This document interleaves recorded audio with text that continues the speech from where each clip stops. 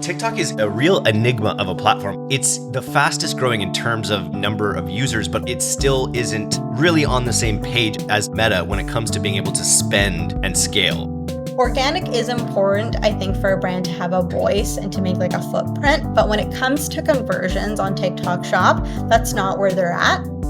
TikTok has this habit where you'll hit a viral moment. That viral moment will take you 3, 4, 5, 6 months. And then all of a sudden it'll just stop. For a lot of brands, it feels like TikTok is just like unreliable. What the magic of TikTok is in community building. On TikTok, that part hasn't been quite figured out yet, except for the brands who can have a strong organic voice. That's how they're leading the charge.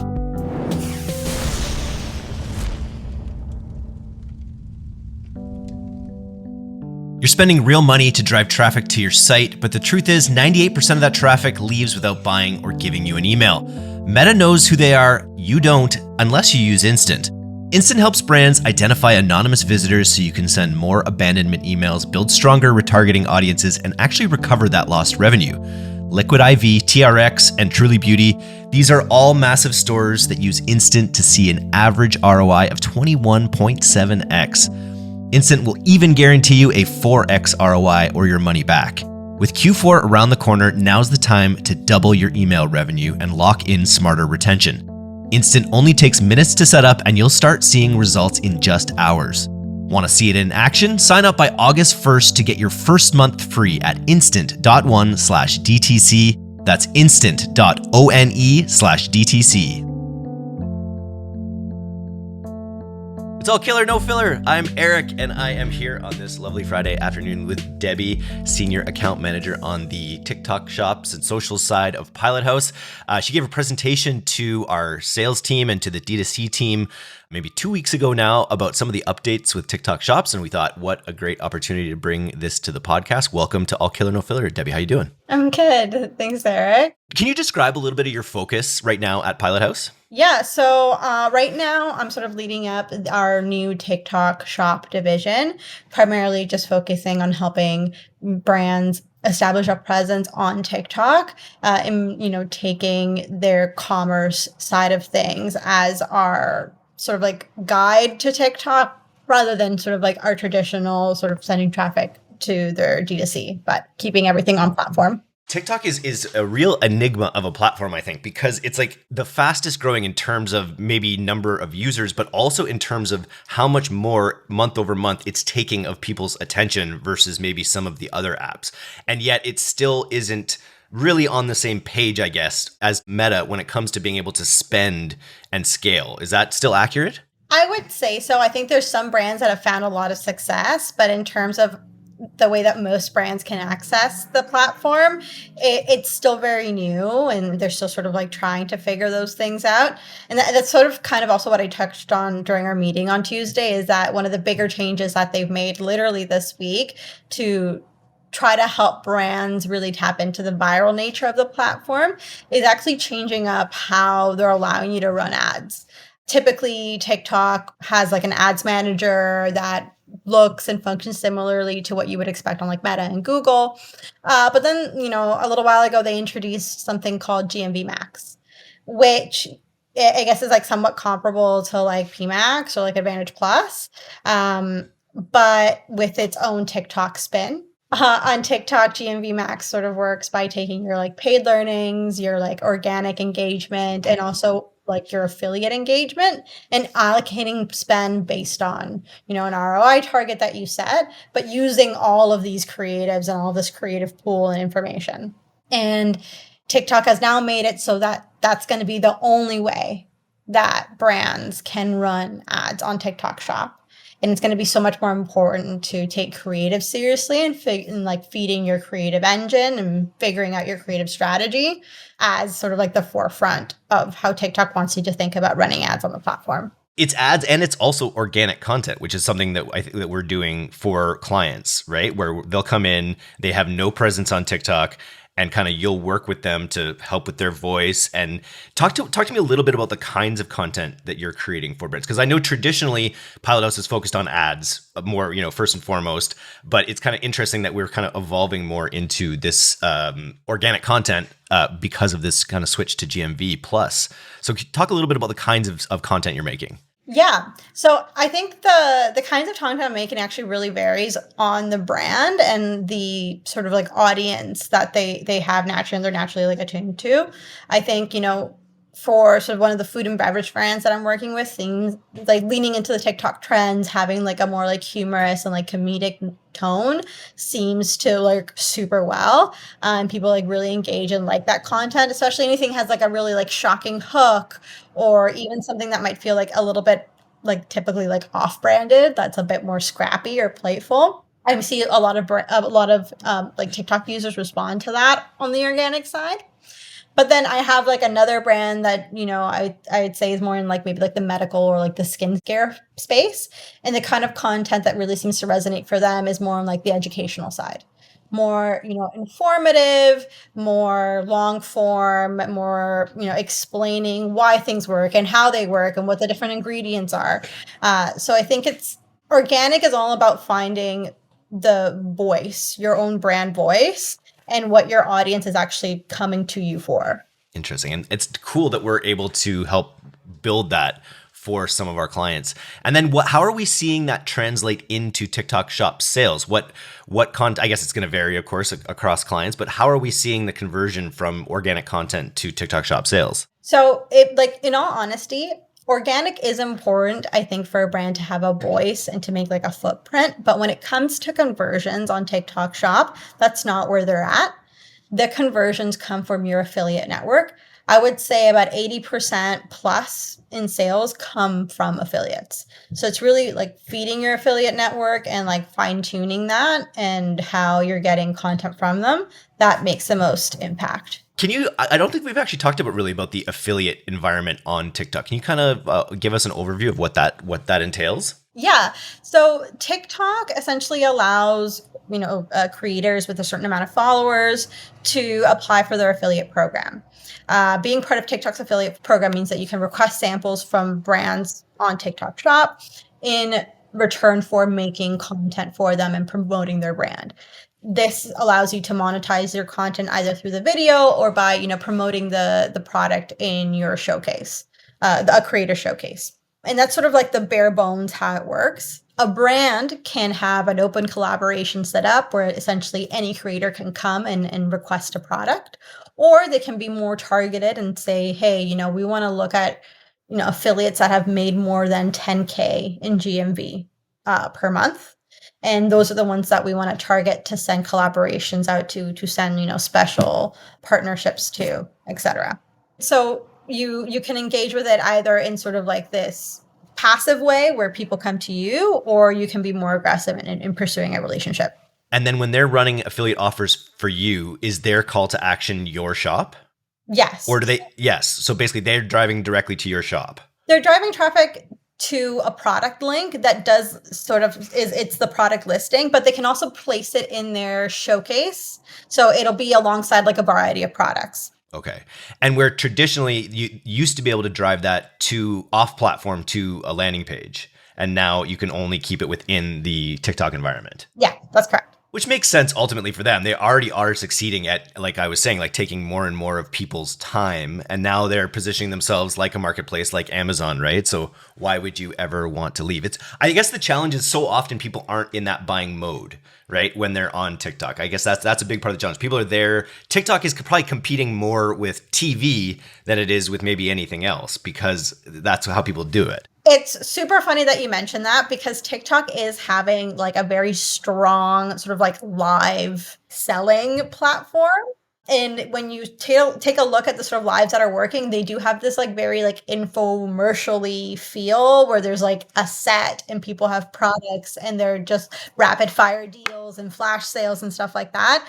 And I think on the other side of it too is that TikTok still right now feels like an impulse purchase type of thing. People aren't going there to buy like, $50, $100 like purchases. You're looking for like smaller things.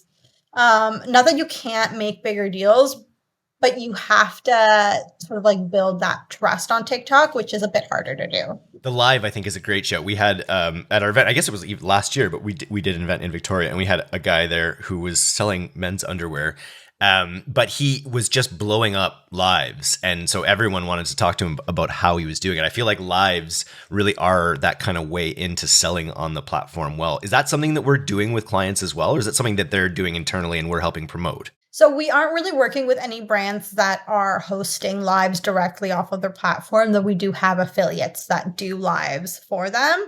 I think the live market is very difficult to enter because one, either if you're a creator, I think it's a lot easier because people are used to tuning into a live for that reason. But as a brand, you essentially have to like break a bunch of barriers and have like a very like laid out plan. Though TikTok is helping brands do that by introducing like live GMV Max campaigns. So you can drive additional traffic to your live campaign through that.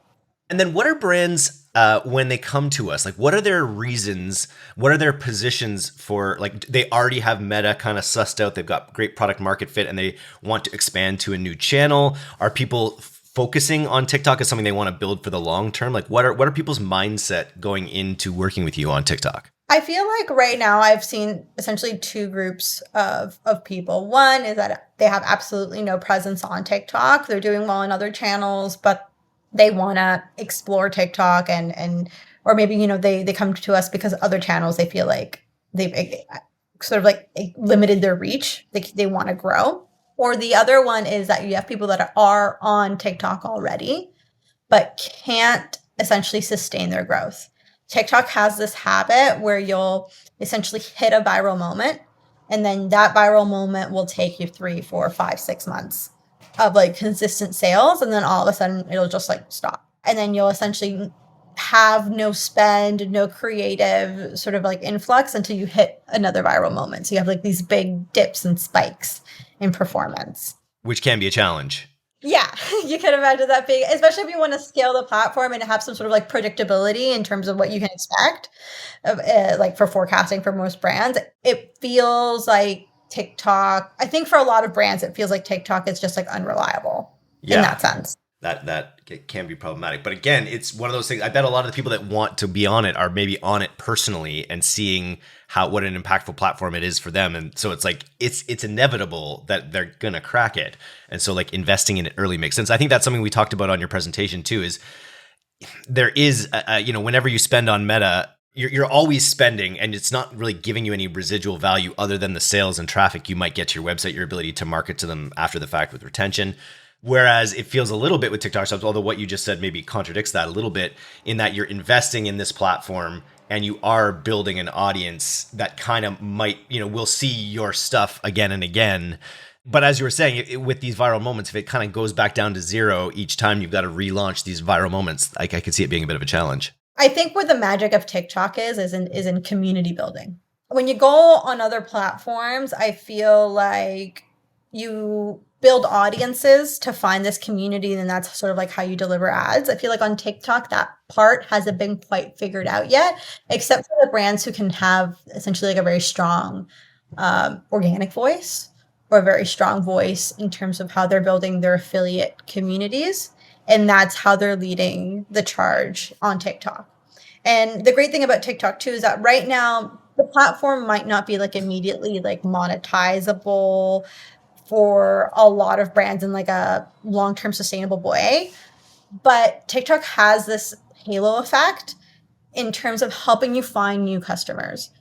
Just because a customer doesn't necessarily convert on TikTok doesn't mean that they're not like, after knowing your brand, knowing your voice, knowing what you're about, they're not going to like convert on your D2C, on your Amazon and whatever. And there is like a measurable sort of effect that you can see of brands that have a presence on TikTok and then stop it, compared to brands who don't have a presence at all. We shared some examples of brands doing it well. And the one that really sticks in my mind, and I can't get the theme song out of my head, is the Pine Sol account, which is like, it's like the oldest school brand in the world. It's like, my grandma used it kind of thing. And then I haven't even thought of Pine Sol or buying Pine Sol. I'm looking for something like, natural, organic, or scent free or whatever. But Pine Sol's just sitting there staring me in the face, and all of a sudden they come out with this like uproarious account where it's like all of a sudden it catapults the brand back into the conversation, where a generation of people were kind of ignoring it even though they knew about it.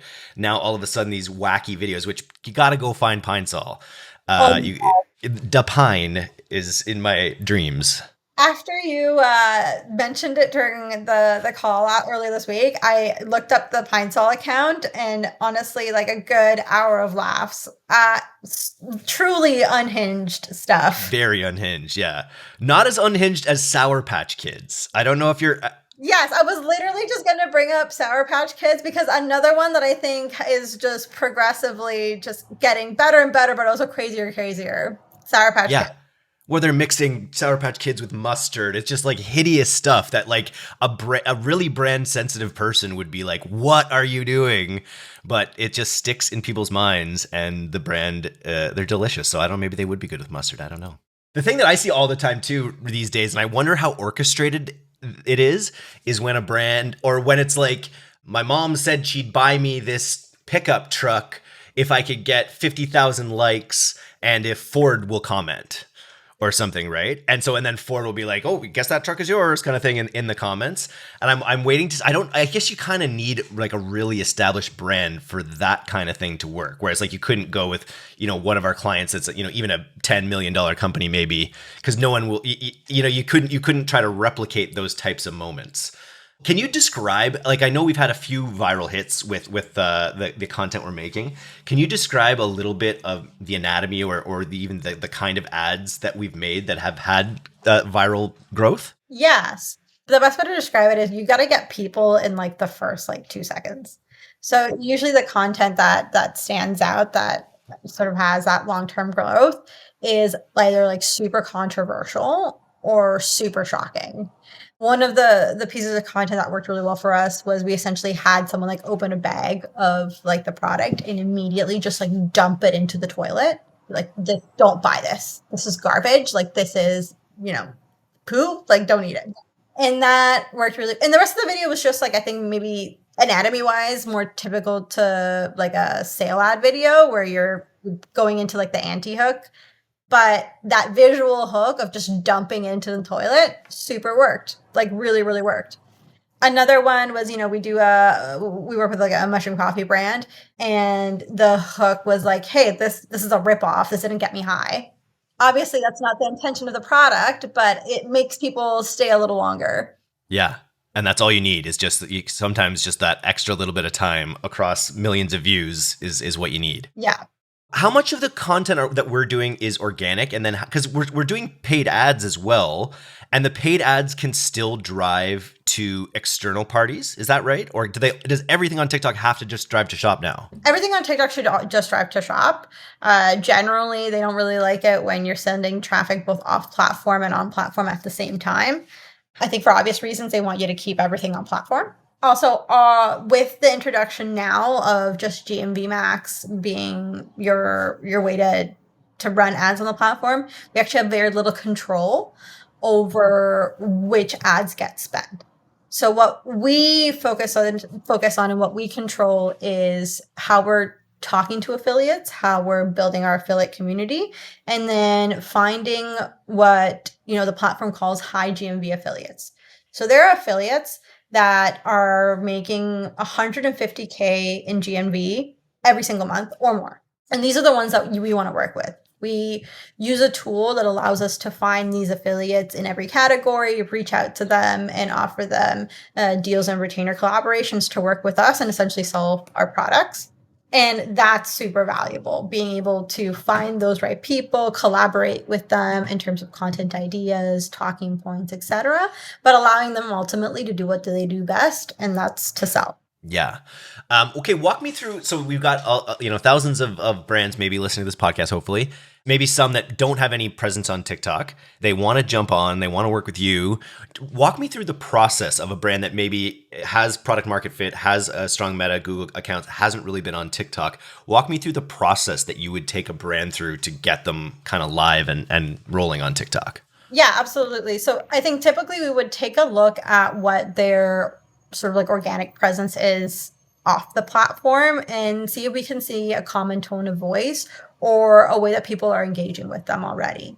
We also want to see if on TikTok organically, if the platform is already mentioning them, if there are already products that might be a bit viral on the platform. There was a brand that I did an audit for recently who has zero presence on the platform, very little presence organically, but they've had a product and it's a product that is not even part of like their main product line that went absolutely crazy viral on the platform. And to this day, people still make content about. So it's finding sort of like these little gems of nuggets that help us construct a brand voice or identity. And we start hiring creators to work on their organic content, on their organic feed. There's always like trial and error testing in terms of finding what content is going to resonate both organically and in ads. So that is part of the process, is figuring out what works. And then when it comes to the affiliate side of things, we start with open collaborations. Obviously the top products that you want to focus on. We have anybody that wants to apply can apply, but we then start targeting creators with 10K in GMV through mass affiliates. I think we run bots that are sending out like something like 10K to 20K messages per month with detailed briefs and information about the product in a way that's easily consumable and readable. These briefs are kind of like our secret sauce, but I think that's what gives your ability to have like high quality content come back. The reality is that when you're doing this kind of mass outreach and briefing with creators, like a lot of the stuff is going to be slop, and you're going to have to, dig through a lot of the slop to find the gems. But briefing them and giving them support when making content really gives you your best shot for the majority of the content being like top tier. And that's what we really on. Speaking of slop, how are we using AI in the process on TikTok these days at all, or is this all human touch? So far, it is only human touch. I think AI does help in terms of like strategizing for like content ideas and briefing. But ultimately, we run maybe some like chatbot automations to help with customer service on the platform, some like CRM automations. But I think the human touch is still super important. How are you liking working on TikTok? Because I guess you didn't start on TikTok. You've been with Pilothouse quite a while now, I think. You didn't start on TikTok. How are you liking working on the platform? I love TikTok. TikTok is awesome. I think the creative is great. The way that people engage with the platform is great, and it's something that I'm really passionate about. I love that we started this department. I will say it has been a lot more chaotic than I first anticipated. They're going through a lot of changes. I think it's somewhat obvious that they're preparing for some sort of like merger or acquisition or something, just in the way that a lot of the regulations and policies and updates that they're making are leaning towards. And I think that maybe adds an extra level of chaos to it. But overall, it's really great. And all the TikTok reps and people that work there really are working very hard. They really are. I won't ask you to look in your crystal ball too much, but when you say that, is that related to like the threat in the US of it needing to become a US company, or do you think there's something else happening where a big player might be acquiring them? I think it probably has a little bit more to do with them having to make a deal with some sort of like US entity or corp to continue operations in the US. I think that's more likely it. Where are we at with that? Was there like a stay of execution or something, or they're like, oh, you got another 6 months or something? How did that work?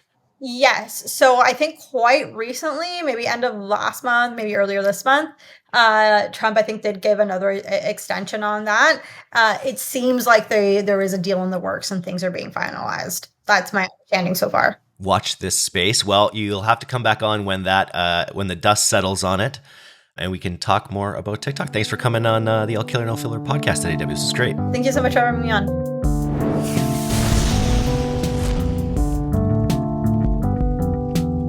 Thanks for listening to today's episode. If you're not getting the D2C newsletter, you can subscribe for free at directtoconsumer.co. And if you want to learn more about Pilothouse's all-killer, no-filler services, take off to pilothouse.co. I'm Eric Dick, and this has been the D2C podcast. We'll see you next time.